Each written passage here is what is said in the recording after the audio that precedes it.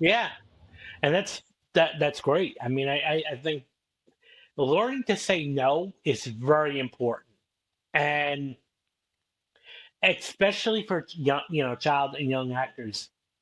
If something doesn't feel right, don't do it. Hello, this is Rita, and this is me and my mommy's podcast, and then my mommy, and there's me, and I'm just talking about this stuff, and there's me tap dancing because this is a tap dancing slash autism podcast, and there's a bunch of animals, and I'll be trying to eat my hair, and there's a bunch of sand in the ocean. Also, there's all the soul talk stuff. I love all my mentors and their babes. Oh, that, oh, and also, oh, yes, like life stuff and tap dancing. Oh, and also there are my boots. My boots are amazing. Also, there's me, trying not to have a panic attack. Also, this is a podcast about me, autism, and tap dancing, and blah, blah, blah. I'm just ADHD in this thing. Also, there's my cute, adorable puppies. Leta, Virginia, you want to introduce? Okay, me, random person. And that is her way of introducing everyone on the podcast. All right, Albert, well, thank you. Thank you so much for coming on the podcast today. I am terrible at introducing our guests. I sound like a robot when I try to do the introductions. Do you mind telling us a little bit about yourself? Sure. Well, first I want to thank you both for having me on. I am both random and definitely a good invited guest. So I want to thank you for having me on. My name is Albert Bramante. I work in the entertainment industry. I'm a talent agent as well as have a background in psychology.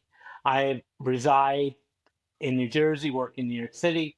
So I primarily work on the East Coast and I work with actors full time. I'm assuming since it's East Coast, it's mostly equity actors you're working with and Equity and AFTRA. SAG. Equity SAG. and after, as well as some non-union actors too that are non-union. Are there non-union actors out there still? Yeah, I actually, if you want, with the way the industry's been kind of shifting, if you want to be a commercial or voiceover actor, it's mainly now non-union, more non-union than union. Yeah, and they're probably the ones who need that union more than anyone right now with all that AI stuff going on. Yeah, that's going to be very interesting because, especially on the voiceover world, because there's a lot of voice cloning and there's a lot of great software out there that's voice cloning, which is convenient for creators and for authors and all of that, but it's also a detriment to voice actors, especially. So, And it just is not perfect yet with AI, and I don't think it will ever get. no, AI just cannot. especially on the video creation side of things. Oh, I can tell automatically when something, even a video is AI created on some level because either the physicality doesn't match up, the mannerisms don't match up. So I could often tell even if it's a real person, with it like just being cloned, you can tell Oh because it's yeah, so and I don't. become robotic instead of a real person. It's kind of like Marvel with all their computerized effects they were doing there for a while. Yeah, You're like, eventually I it's can tell. not realistic. Yeah, that's not realistic. That would never happen. And that doesn't even look real at some point. Yeah, and I kind of feel like a lot of that AI is going that way. You get to work with a lot of actors on the spectrum, you were saying. Hmm. Yeah. How is it working? Not that the actors are the problem, but when you have to go in and do the contracts for everyone on the spectrum. Well, the whole thing, I'm glad you brought that up because it's not a problem. And I actually think that it doesn't stop from success. What I recommend, and even with my own contracts, is to really read them thoroughly and get outside approval. And that's just for everybody. Speak to an attorney. If you have access to it, speak to an attorney. Or just have someone with a set of eyes that can look at things and look at the fine print. Because very often, like okay, so let's say you get offered a contract to be signed by an agent. That's exciting. It's great. But, where's the fine print? Read that thoroughly because a lot of us sign, even when we sign up for social media or online companies, they'll send us this big user agreement. Most of us just go, okay, I agree. And we're not reading that simple little sentence in there that could make us just not even want to look at things anymore. I slept kind of through contracts. I mean, I didn't sleep, but contracts was not my class. But I will read a contract thoroughly and then start calling friends going, I don't understand this. Tell me what I'm signing. And they're like, it's the terms and conditions. Just click yes. Yeah, which is, I know sometimes it's boilerplate standard, but I think, it's important to know because, It and is. even if at the end of the day, even if you agree with everything, fine. But you should know what you're signing, especially when you're going to be representing in a field. And one thing that's really important for actors, and this is what I recommend all actors, whether again spectrum or non-spectrum, when you get on set, and let's say you're on this commercial or you're on this project, always do a screenshot, take a picture with your phone, and send it to me or send it to someone that you know before you sign, because there's clauses in there that can be snuck in there that you may not even know. For example, I had booked someone on a Staples commercial a few years ago. Two actors. They booked on a Staples commercial, and there was a reuse option that I guess they didn't see, and they signed it, and it said we can reuse your spot in TV without additional compensation. So they started emailing me and saying, "Hey, I saw my spot on TV afterwards, but I never got paid." And then, of course, because I wasn't there, I contacted production and said, "Here's I've been hearing this. What's going on here?" And they sent me the contract. Well, they agreed not to, and so I think through a lengthy exchange, I was able to get a little bit of money, not the full rate that they initially got the first time. But the important thing is you need to look at that. Read the contract. I know a couple actors who are not getting residuals because the shows they were on said no residuals when they signed the contract. Yes. And so you got to be prepared to walk away. Are you okay with that? I think it really depends on the size of the role and the experience. Now, if you're doing it for experience, it's your first time getting on a show, fine, maybe you could do that. But I would be careful. Another thing, and this is for anybody listening who's going to acting, be wary of anything that says in perpetuity. I don't recommend, unless it's like a very specific spot or specific thing, like if it's like, I'm just using this as an example. If it's like a toenail clipper thing, well, obviously there's not that many commercials for toenail clippers, but a lot of times when it says in perpetuity, what that means, they can use your spot over and over again. And if you're working on a commercial for a specific product, you cannot be in any competitor ads for that product. So be wary of in perpetuity anytime. And if it's going to be in perpetuity, they've got to increase the rate a bit. Make it worthwhile. Make it worthwhile. And so it really depends on the spot. So, and they get a lot of these actors in perpetuity, actors without agents or managers. A young actor, maybe who's non-union, not new, see something, I was cast in something, and then they're presented with the in perpetuity, and it's like, well, where did this happen? Another thing to avoid, especially if you're an actor or even model, is be wary of anything that's like stock photo contract or stock photo project, because very often you can find yourself in ads that you never really filmed for, or your image could be in a commercial that you never really in, or that you never even knew about, but because your image and video is stock, which means it's royalty free, and there's no leg you can stand on. So myself as an agent, if I see a commercial breakdown or a stock photo breakdown, like I don't submit on stock pretty much at all anymore, and I don't really see that much of that anymore. When I first started, they were all over the place, the stock photos type stuff. But I am very weary about any commercials that are in perpetuity, that are, unless they're like, five or 10,000 or $15,000 buyouts. Okay, fine, and maybe we could talk about that. But I'd be very wary about that, in perpetuity. So, and I think a lot of actors need to learn to say no a little bit more when it comes to things like that. It's exciting. I know it's that thrill. I got a role. I was booked on a commercial, or I got offered representation. Be very careful of the contract. This is another story of this actor who came to me for advice, and they signed with a manager and they made a mistake. I think I made a mistake because there was a clause in the contract that said, like, if the manager, let's say, hooks you up with an agent, typically, and of course, during the contract with the manager, if they get you anything, of course, you're liable. You have to pay them commission, but it's during the terms of the contract. What happened was, it was like throughout your lifetime.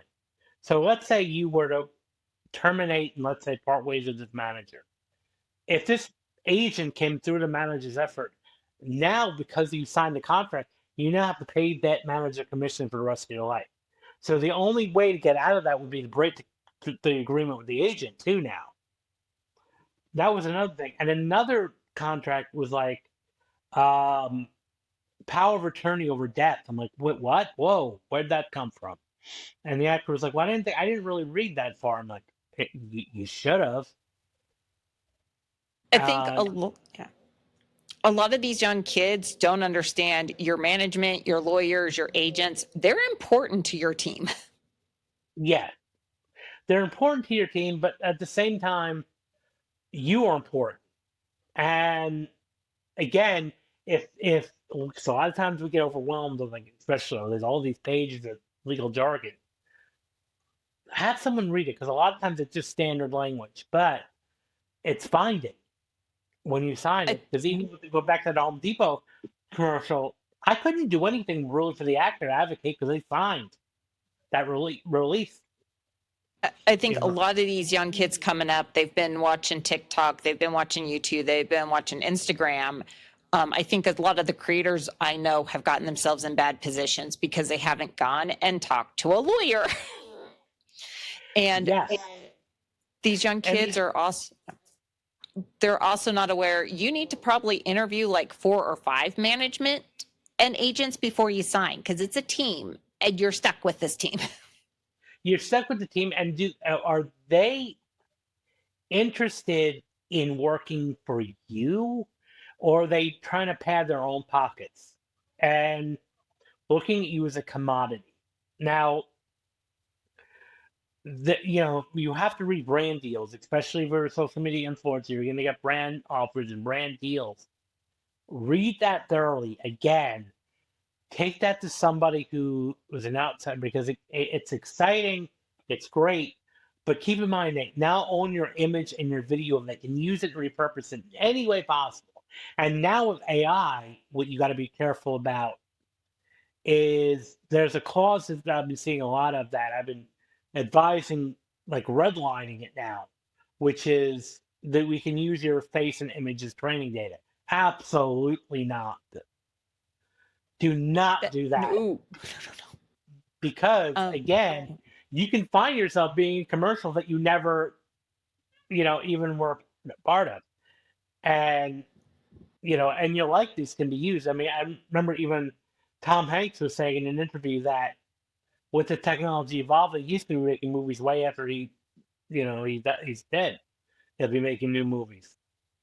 Yeah, I'm worried about that too for everyone in the industry right now. And you don't, they're in AI has gotten far above where it should be. Like we don't have the policies for AI yet. Yeah, and that was during 2023. There was SAG-AFTRA went on strike, and the writers go went on strike. I know one of the areas that they were fighting for was AI, and in my opinion, I think it was great they settled because obviously went back to work. I don't think they did enough due diligence on that clause because of that reason that now AI can really go haywire. Now, of course, it's not going to be the same. I don't think we'll be. I mean, I know they say, "Oh, we're going to be making AI movies." I don't think anybody's going to watch them because I don't. The one thing that AI I feel cannot do is creativity in itself. It can't do Because I can, creativity, it can't do emotions. it can't do emotions. Like I even, sometimes we play around with ChatGPT. I'm like, tell me a joke, and and some of the jokes that they tell me to go, the jokes that they tell me are I can have someone in kindergarten come up with a better joke than that.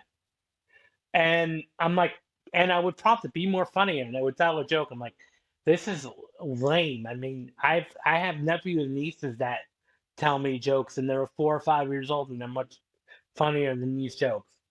So I feel like because it lacks personality, and it's just gonna give me, it's great for ideas and idea generation and content, and giving me ideas for things.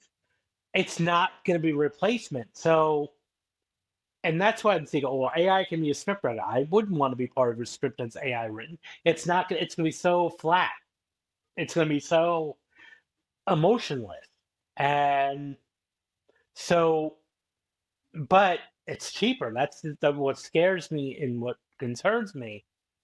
As much as I love it, and I consider myself like enthusiast in generative AI. I like it, but I don't know. I don't think it's there yet. I don't think it ever will be. So what concerns me though is it's cheaper to do that, and I think the one reality that's going to hurt are background actors because now you can just take a crowd scene and just put it in every film and use the crowd scene, and it'll save the production thousands of dollars.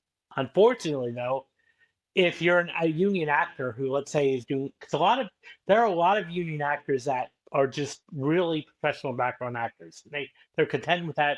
They do it to meet their health insurance qualification.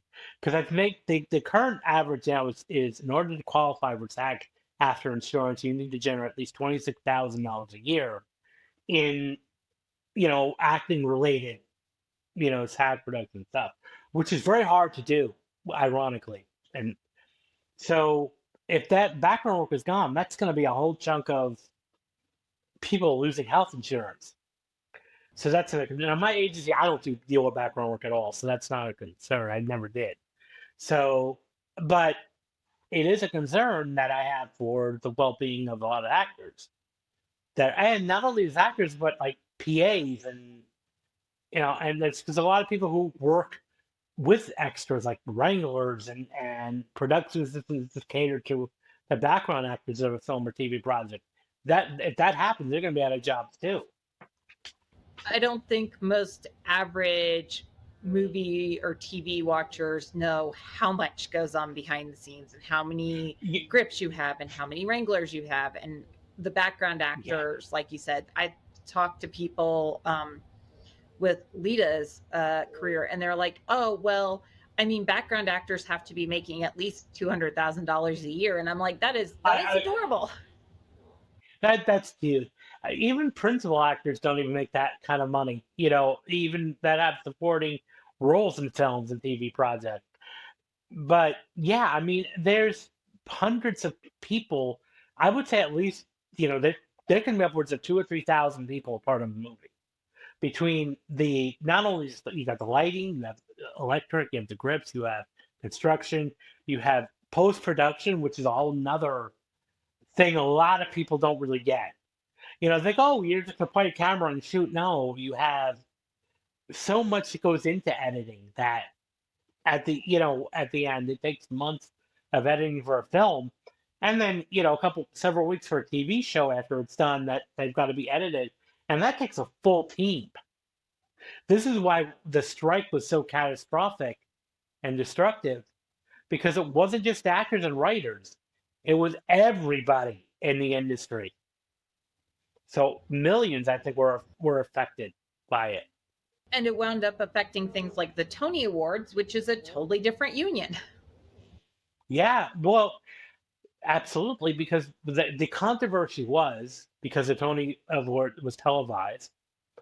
If for those of you who don't know that, who that falls under another union, even though Tony Awards are for theater, the actual part of being on a telecast is a SAG contract to be a host, to be a presenter. So now they couldn't do it, that because they would be violating, they'd be crossing the picket line if they host, seen on the Tony Awards. So that was affected. I mean, the only thing that, for at least for agencies like ours, the only saving grace was theater. Because at least I can get my clients in productions, and we were able to book some contracts. So I was able to kind of stay afloat. I struggled. I mean, it was hard, but I was able to stay afloat a little bit. And then commercials too, because the strike only affected TV and film, not commercials. So commercials and theater were not affected during the strike, but TV and film was. It was because I know a lot of guys on Broadway League, and they're like, wait, now we have another union to deal with? And I'm like, yes, we all do. Yeah. Well, again, with Tony's, like I said, there was that tag after. And, I'm sure that there was much more competition now, because now the TV and film actors were working some type of work, so they were going back into theater, which makes it a little more competitive now. Some of the lead guys I know are also SAG-AFTRA, and I'm like, did you not look at the contract, guys? But I love them to death. It's just like, hi, you guys are striking over there, so you probably need to be striking over here, and you have a legitimate reason for striking on this one. Yeah. I mean, obviously that was definitely the downside with that. So yeah, I mean, it's going to be interesting, because I know next year it's like it comes up again, the contract, and I'm a little bit worried. I think my initial concern is, again, the AI stuff, and because I think we settled a little too prematurely on that, it's gonna be a little hard to kind of put our foot down and stand firm with that. So it's gonna be very interesting to see next year how that's gonna all play out. It is going to be interesting. She's like, is this affecting My Little Pony? The important things when you're 13. I'm so sorry. Gen 5 was just something. Even the toys were just something. The toys couldn't even sell what Jenny's saying. The toys were terrible. The movie was at least good. She has opinions on the TV show she watches. And that's good. That's great. I did. And I didn't get my Luna. I didn't get my Princess Luna. Yeah. It's even more fun when she has friends who are working on the TV show or movie, and she's more than willing to share her opinions with that on them. Well, it's good to have that honest perspective. We need that. I'm like, they already put this through post. It's on the screen. I don't think your opinions are going to help at this. It's good. Yeah, I mean, and that's another thing too with that kind of gets a little touch, with the whole animation thing too. Because is that voiceover or is that TV and film? Because it's televised. So that's where it gets a little bit interesting. Another thing that became very interesting was video games. They had their own strike. Because again, does that fall under TV and film because it's animated? Or does it fall under voiceover because even though you're giving voice to things, or they're using your stock image to create a video game character of you? The video games, I don't think people understand how much they're using your image now. They're putting some of these guys in CGI capture suits to do these video games now. Yeah. Oh yeah. And so you got to watch the contract there. Is your image going to be used in perpetuity? I think a lot of people who are playing the video games are like, oh no, this is just animation. And it's like, there's a lot more to it right now. Yeah. Oh yeah. No, it's full on acting. You're full on almost producing a movie some level. Oh yeah. And I think that's another thing. She's surrounded by Hollywood types and some of the stage guys. So she has been lectured since she was 8 about contracts, get by a lawyer, an agent, and a manager. But these things are so complicated. You need to have someone. She's like, at least I remember to read the fine print, or have her mother read it at least. Yeah. You absolutely have to have someone understand who can help you try to figure out where in the industry you are at any given point in time. Absolutely. You need a team. I mean, this is where teamwork is really important. And no matter what contracts, again, if I present a contract to an actor, I expect them. I would hope that they would have someone look it over and not just be like, "Oh, I have an agent interested in me."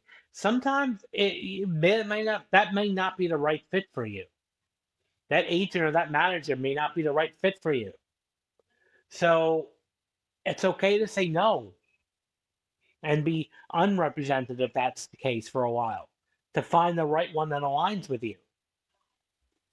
And it is perfectly fine to go with little boutique ones when you need them, because the boutique talent agencies can sometimes give you better representation than the big ones.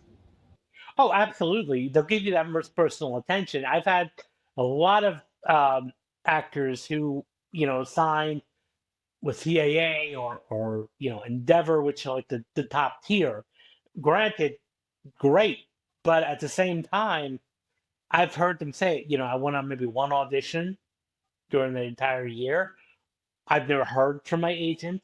I try to get in touch with my agent because a lot of times they have like not only just one assistant, but like 2 or 3 assistants that there are the gatekeepers to get them the phone.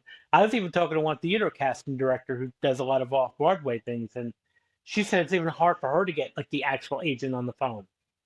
It's like they're speaking to the second, third grade assistant before they can get a hold of the agent, and it's like, wow. And you're like, I would assume, because people from outside the industry are like, oh yeah, an agent can just call up the casting director. I wish it worked that way. I wish it did. I mean, I blame shows like Entourage that kind of just created that. Oh, I'm gonna just pick up the phone and you're gonna be on set tomorrow, and that's where a lot of people think. They when they talk to their families, it's like, oh, you have an agent now. So when am I gonna see you on TV, or when am I gonna see you in the next movie? Well, then forget fate.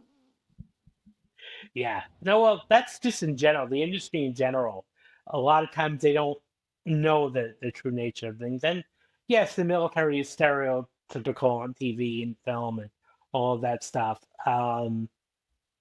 There's so many branches of the military. Not only the branches of the military, but there's so many different branches within the armed forces and then Marines and Air Force, and Navy, and all of that. And just because you're in the army doesn't mean you're fighting in a war. It means you could be working in computers, you can work and nursing and medical. You could be doing meals or working, behind the scenes. So there's a whole lot of things there too. And I think just in stereotypes, like for example, going what she was just saying about stereotypes, a lot of people stereotype actors as being moody and being unstable and all that and emotional. And I laugh when I hear that. I chuckle because I'm like, you don't know actors. What you're doing is you're thinking what you're seeing on TV. Because I worked for a while also on higher ed full time. I did that for a while as a college professor at a community college while I was doing an agent. There was more drama there in the administration and politics than there were ever with the actors I work with. You can't have the drama or you're going to get labeled as someone no one wants to work with. Right, and that's part of being a successful actor too. It's great that you can act and it's great that you have talent, but the other piece of it is, are you going to be someone that people enjoy working with?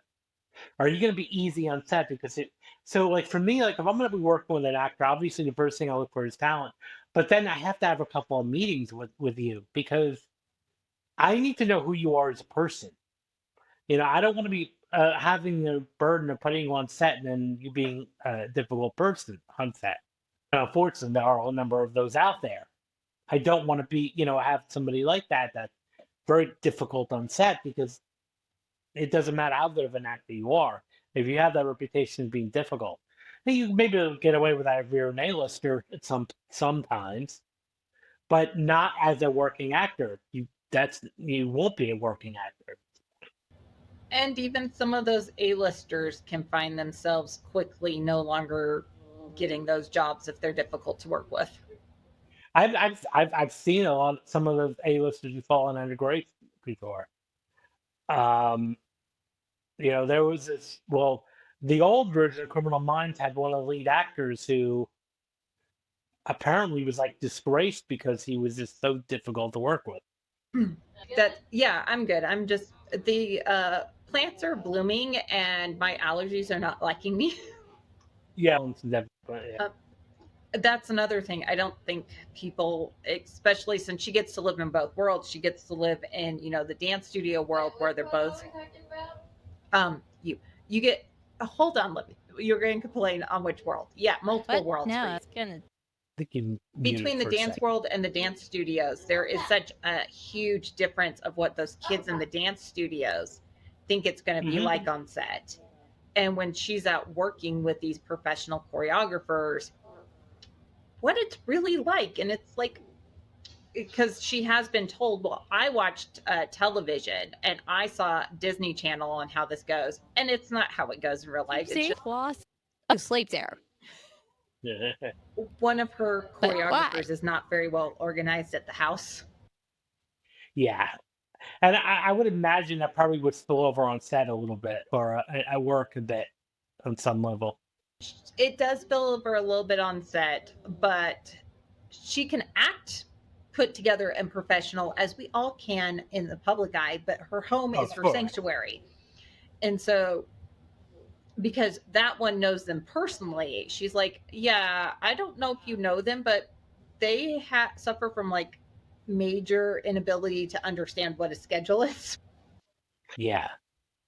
But she can show up to set on time. So that's the important part. Well, that's the important thing. On time for things that aren't with you guys. With the kids, she may be late. Yeah. But it's one thing when it's your kids you're dealing with. You can be a little bit more lax when you're the one running the show with your kids. Right. Of course. Absolutely. It's a little totally different when you're working for someone else. Mm-hmm. But one of the things I wanted to talk about, the A-listers, because you work in the industry and you know this, and I don't think enough of the youngins know this coming up. They're not getting all that money in that contract. That money's going to other people. Yeah, well, so here's the thing. There's, for under 18, there's something called the Coogan Law, which is the trust fund that the parents have to set up in their bank. And typically the minimum is 15% of the income on set to be kind of used as a trust fund. So when they turn 18, and then of course you have to pay if you have a manager, you got to pay their 15%, and then an agent has to get paid their 10%. So that's almost 40% right there. Now, the purpose of the Coogan account and trust account is because they don't want parents to be like making, taking the money away. We heard stories about that, like child stars who their parents burned through the money. I've actually had, and I will never work with it. I do have some child actors on my roster, but I had, I would hear sometimes parents say, I really want to get my child into acting commercials so I can make a lot of money. And I'm like, well, thank you very much. I'm going to hang up now. She's got some friends who their parents have decided 100% of what their take-home pay is goes into the trust fund. but they've divided it into the 18 and then 25, so that when you burn through it all at 18, you still have some left at 25. That's smart. That's smart. And well, I mean, ideally, I can't. Obviously, I'm not going to tell a family how to spend their money. It's their choice. But I think that's a smart idea that all families should be using the 100% of the money that's made on set should be going to the child. Not to. I mean, of course, they're still having to pay the management fee, the agency Yeah, fee, the lawyer's fee. So it's, what comes, and the IRS wants their cut, obviously, for some odd reasoning. of course. Yeah. Well, and usually for us, I mean, unless it's a non-union job, a lot of times payroll already takes out the taxes before it even arrives to the actor. The tax is already deducted. Probably because so many people got in trouble so often for not paying their taxes and not knowing they weren't paying their taxes. Right, exactly. Because that's the other thing. Your accountant is part of your team. Make sure you watch Have a them good though. account.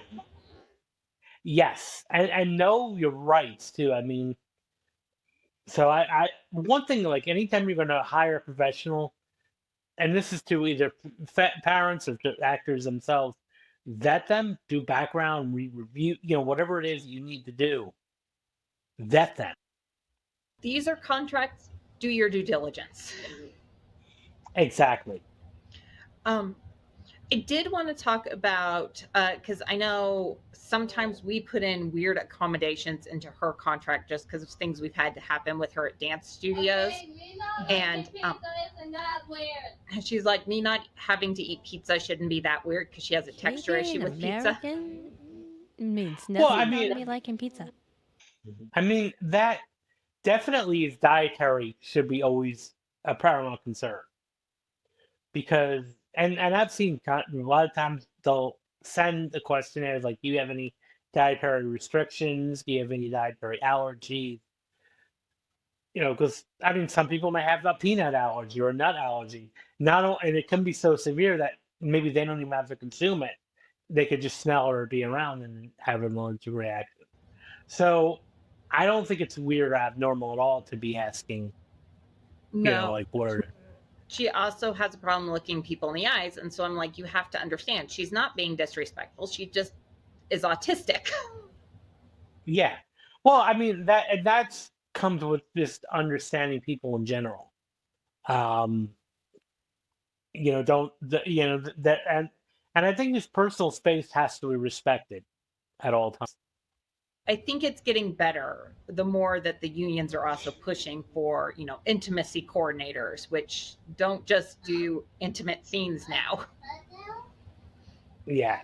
Well, I mean that should be like one rule in general. I think and I mean, of course, for minors, you're not going to see that many intimate scenes, but for adult actors, I don't think you should be on set doing any type of remotely anything close to intimacy without an intimacy coordinator there. Yeah, and that was, one of the big things SAG after I was on strike for was the right to intimacy coordinators. Mm-hmm. Absolutely. And I think a lot of these youngins they need to know what's going to go on in the adult world because most of them are not working as child actors, but they want to work when they become adults. And it's like, you need to know this then in high school. This needs to be something you're learning in high school, not when you turn 18 and you go to LA or New York. Yeah. And well, not only just in high school, but this should be taught in like acting training programs like BFA, MFA programs or conservatories. And I feel like it's not, which is always been a concern of mine too. I think a lot of these kids that are on the spectrum, their parents need to know this too, just so that they can teach them, hey, you do have rights. And here's how the industry works, so you know how it should work properly, so you know when someone's taking advantage of you. Yeah, and I do feel like parents just need to be educated too about the industry. And I'm seeing more of that, but I definitely think the unions have to step up and do some like maybe even a training program for parents of child actors. and possibly some checks to make sure that kids are, not being mistreated. Mistreated, being on set.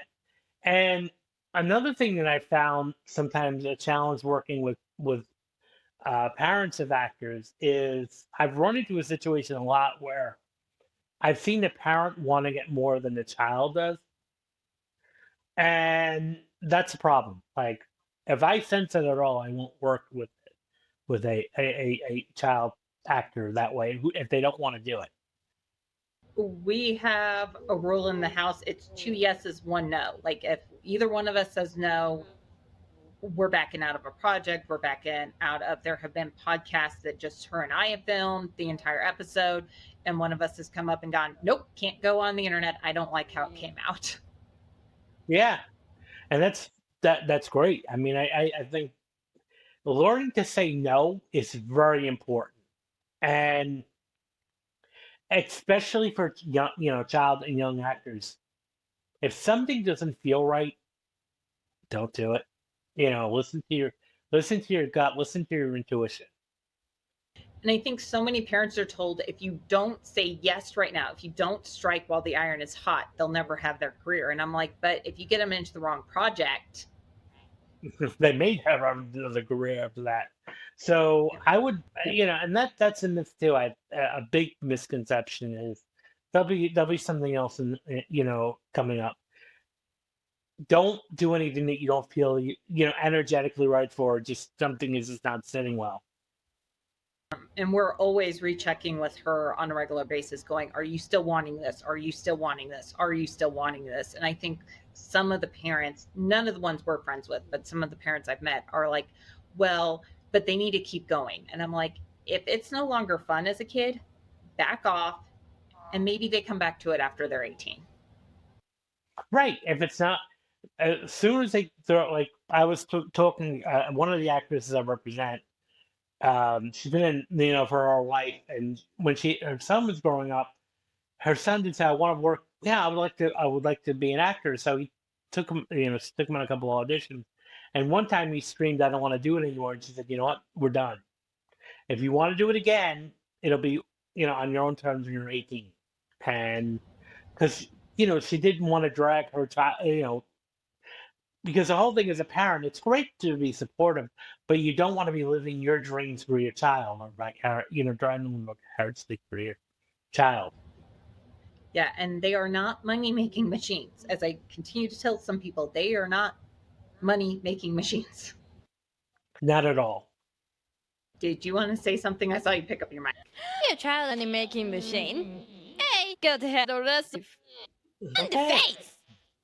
Well, I definitely can say that that's true. I mean, if you're going to do that, then certainly you're in the wrong industry, number one. And B, I don't like to judge people, but I would question someone's motivation as a parent in general if that was the case.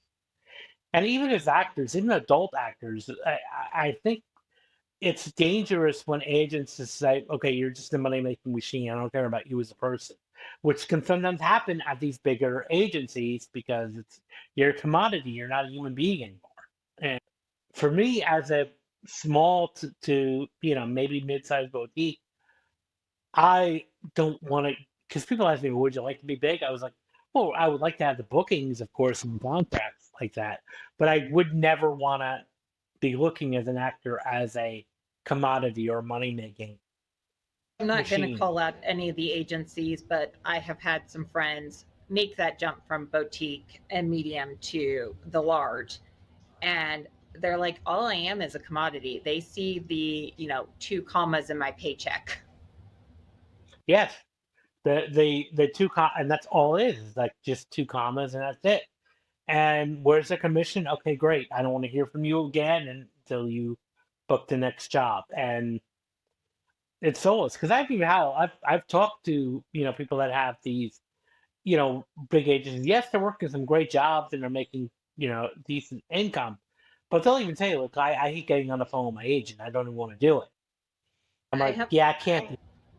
I have a couple of friends who have had to find their own jobs, and they're 2 commas in their paycheck, and they're like, "Why am I paying my agent?"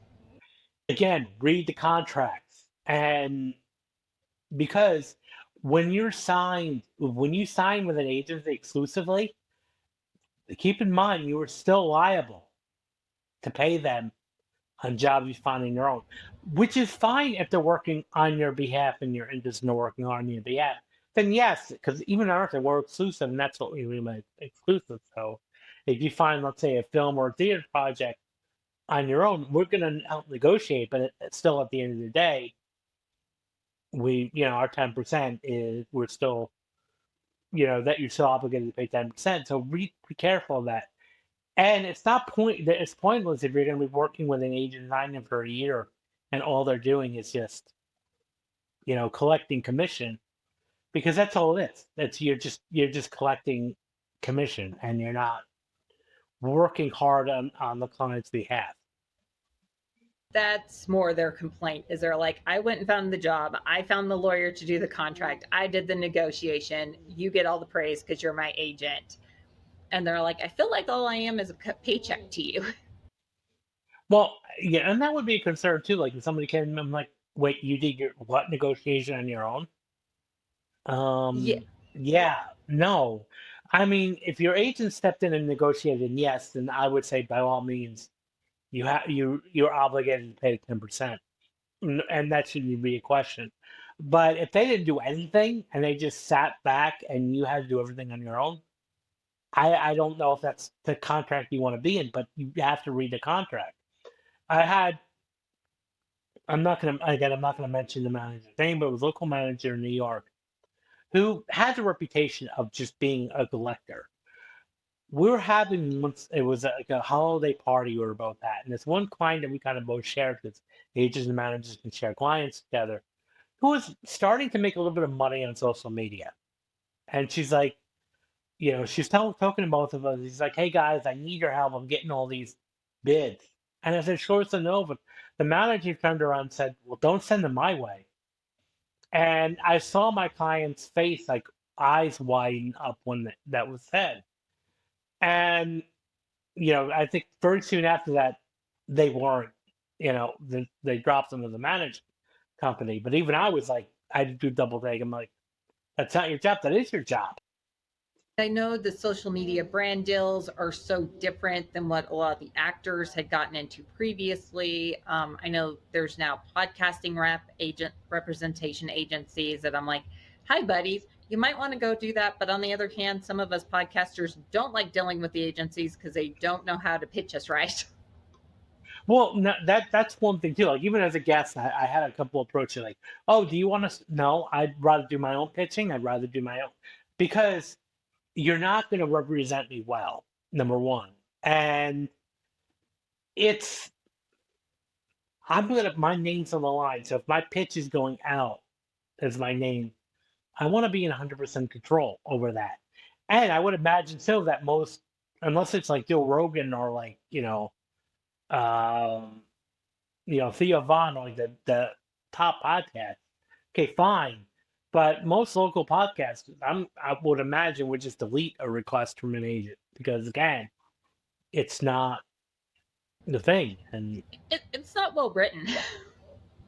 not well written. And number two, it's canned and because I had being that when I made the option to start being guest in podcast.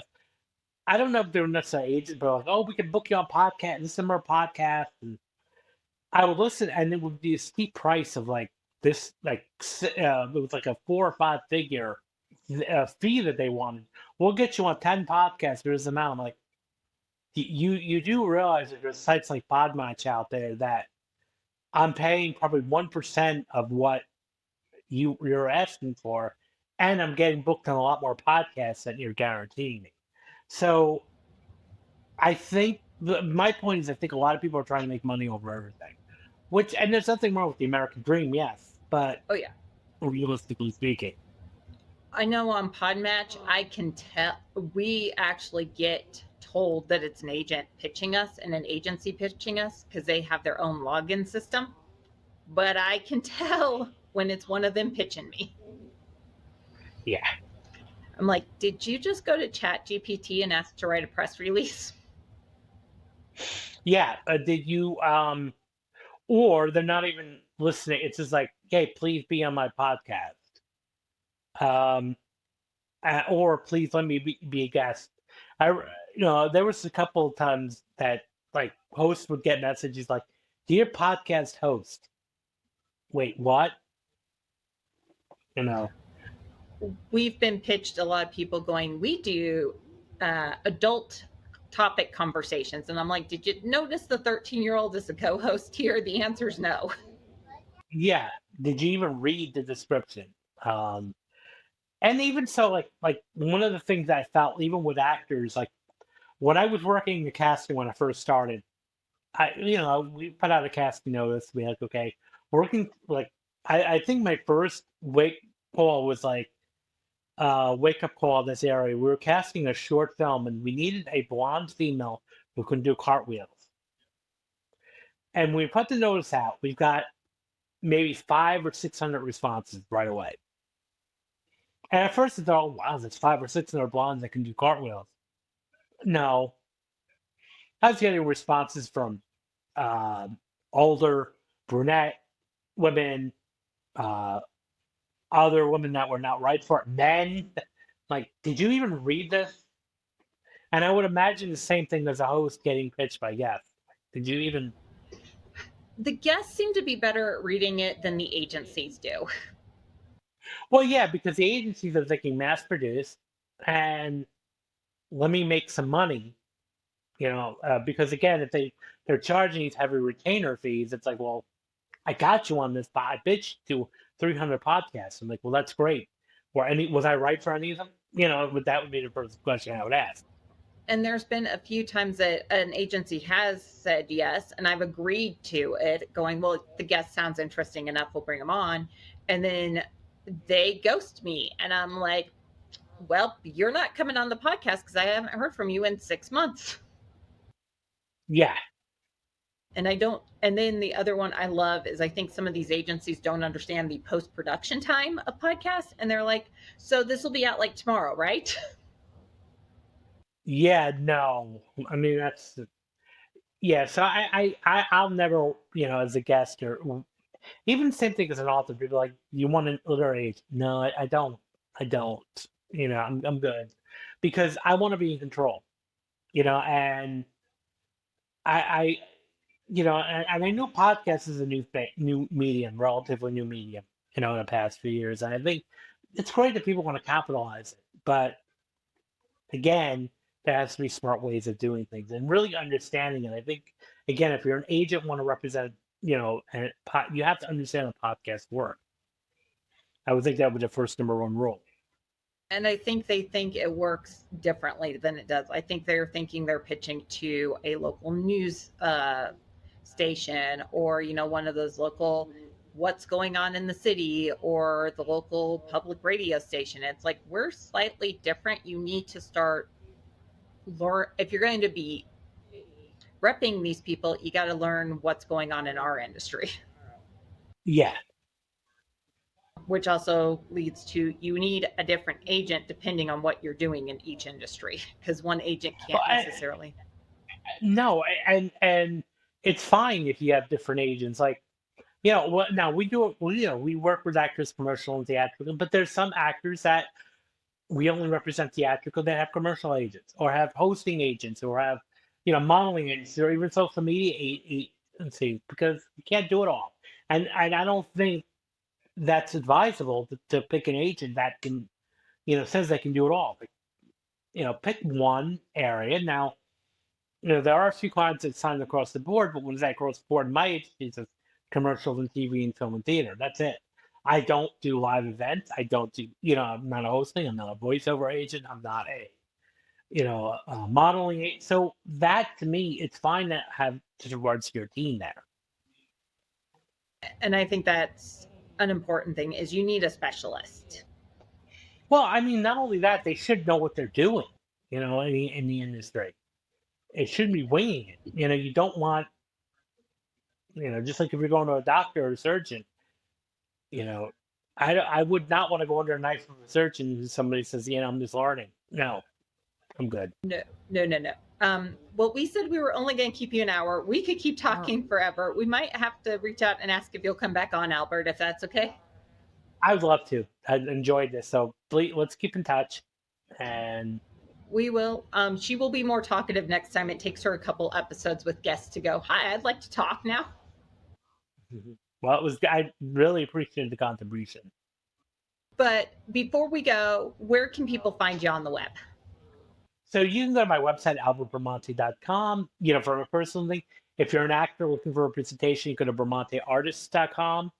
You can find me there. You can, if you're looking for representation, we have a forum that's, specifically for that, for actors seeking representation, with all the forum. So that's one way. You can also find me on Instagram and LinkedIn. Those are the two platforms I use a lot.